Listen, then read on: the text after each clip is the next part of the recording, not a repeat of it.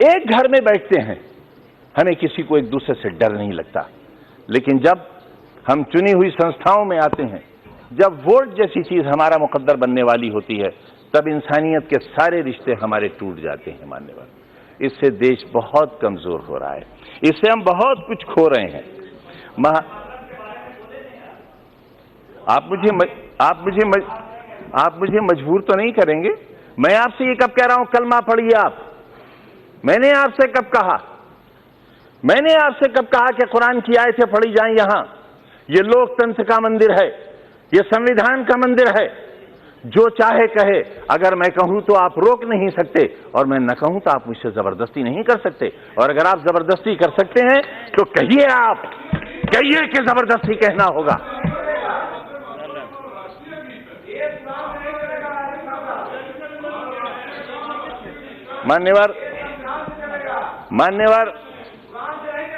मान्यवर संविधान से चलेगा, यही तो हम भी चाहते हैं, यही हम चाहते हैं।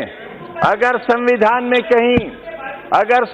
में कहीं किसी मजहबी किताब का कोई श्लोक, कोई आयत पढ़ने के लिए कहा गया हो, मैं सबसे पहला व्यक्ति हूंगा जो इस हुक्म पर नतमस्तक करूंगा। मानो संविधान को। मैं भी यही कह रहा हूं, हमें संविधान को मानना चाहिए। और जो लोग संविधान को नहीं मानेंगे वो देश के साथ अच्छा नहीं करेंगे, क्योंकि ये देश बहरहाल सबका है। पूरा जिस्म हाथों से बना हुआ नहीं है, पूरा जिस्म पैरों से बना हुआ नहीं है। शरीर का एक हिस्सा खत्म कर दिया जाए, इंसान इंसान नहीं रह जाएगा। हिंदुस्तान एक बेहतरीन इंसान है, इसे बेहतरीन इंसान बना रहने दिया जाना चाहिए। ये कहना चाहता हूं। मान्यवर प्रधानमंत्री जी को, भारतीय जनता पार्टी को दूसरी सरकार बनाने के लिए बहुत मुबारकबाद। लेकिन ये याद रहे कि जिम्मेदारियों का बहुत बोझ है उनके कंधों पर। जो कहा जाए वो किया जाए। किसी को गलत नाम से, मैं एक छोटा सा व्यक्ति, भैंसे भी पालता हूं। प्रधानमंत्री जी को जनसभा में मेरी भैंसों का ख्याल रहा, मेरा ख्याल नहीं रहा। मान्यवर, 4-4 साल के मासूम बच्चों को जिलाधिकारी और एडीएम स्कूल के अंदर कान पकड़कर उठा ले। यही है कानून का राज, यही है कानून का राज। ये 3 तलाक की बात नहीं कर रहा हूं मैं, शिक्षा के अधिकार की बात कर रहा हूं। एक दरवाजा जो सरकार के पैसे से बना हो, जिसे सरकारी संस्था ने बनाया हो। मुंशी प्रेमचंद की जबान थी उर्दू। उर्दू मुसलमानों की जबान नहीं है, मुसलमानों की जबान है अरबी। उनके कुरान की जबान है अरबी।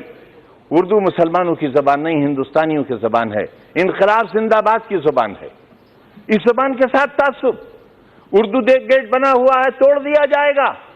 सरकार से बना हुआ, सरकार के पैसे से और सरकार की संस्था से बनाया हुआ दरवाजा गिरा दिया जाएगा, गिरा दिया जाएगा। मान्यवर, कैसे कानून का राज चलेगा? मासूमों को कान से पकड़कर उठा दिया जाएगा। मान्यवर, कैसे आप शिक्षा देंगे? आप उत्तर प्रदेश में एक ऑर्डिनेंस लाने की तैयारी हो रही है। मुझे कोई परेशानी नहीं है उससे, क्योंकि मेरा गिरबान साफ है, मेरा दिल साफ है, मेरा दामन साफ है। लेकिन मैं जानना चाहता हूं मान्यवर, संवैधानिक बाध्यता है, हम शिक्षा देंगे, हम रोजगार देंगे। कितना रोजगार दिया, कितना स्वास्थ्य पर ख्याल रखा हमने? बहुत आसान है ये कह देना कि इतना पैसा खर्च कर दिया गया, लेकिन ये बताना पड़ेगा सदन को, नेता सदन को ये बताना पड़ेगा। गोरखपुर में बच्चे क्यों मर गए? इलाज क्यों नहीं हो सका? मुख्यमंत्री के क्षेत्र में क्यों इतनी मौतें हो गई? बिहार में इतनी मौतें क्यों हो गई? कितनी?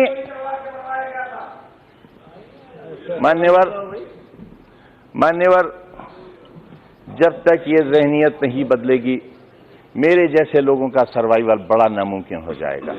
लेकिन मैं क्योंकि चुना हुआ व्यक्ति हूं मान्यवर, और इसलिए भी मैं बहुत अहमियत के साथ इस बात को कह रहा हूं कि एक कमीशन बिठाएं आप।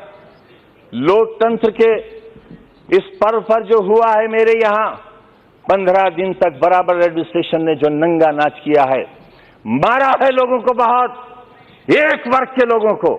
रामपुर शहर के अंदर, स्वार के अंदर, टांडा के अंदर, दड़ियाल के अंदर आप बिठाएं कमीशन, हमारा भी रोल देखें, जिला अधिकारी का रोल भी देखें। शौकिया मारा है लोगों को, दरवाजे तोड़कर घुसे हैं लोगों के अंदर। 77,000 रेड कार्ड दिए हैं पुलिस ने दरवाजे के अंदर घुसकर 77,000 परिवारों से यह कहा कि वोट डालने के लिए नहीं निकलोगे। जहां 77,000 परिवार वोट डालने के लिए नहीं निकलेंगे, लोकतंत्र कहां बाकी रह जाएगा? कैसे? अगर ये झूठ है मान्यवर, ये भी नोट किया जाए, कमीशन का हिस्सा माना जाए इसे। अगर 77,000 परिवारों को रेड कार्ड देकर वोट डालने से वंचित न किया गया हो तो जो सजा ये सदन चाहे तय कर ले। मान्यवर, इसलिए मैं कह रहा हूं आपसे कि लोकतंत्र का बचना जरूरी है और लोकतंत्र आवाजों से नहीं बचेगा। मान्यवर, लोकतंत्र तब बचेगा जब फांसी के तख्तों पर चढ़ने से पहले शहीद भगत सिंह का वजन लिया जाएगा तो 5 पाउंड वजन बढ़ चुका होगा। इससे साबित होता है देश की आजादी कैसे हुई थी। आपस के रिश्तों को नहीं संभालेंगे, देश खुशहाल नहीं रह सकता। मैं कहता हूं ये पूरा शरीर हिंदुस्तान है। मेरे शरीर के 5वें हिस्से पर अगर फालिज लग जाएगा तो ये कामयाब हिंदुस्तान और सेहतमंद हिंदुस्तान नहीं होगा। पूरी दुनिया का कोई व्यक्ति इसे सेहतमंद हिंदुस्तान नहीं कहेगा।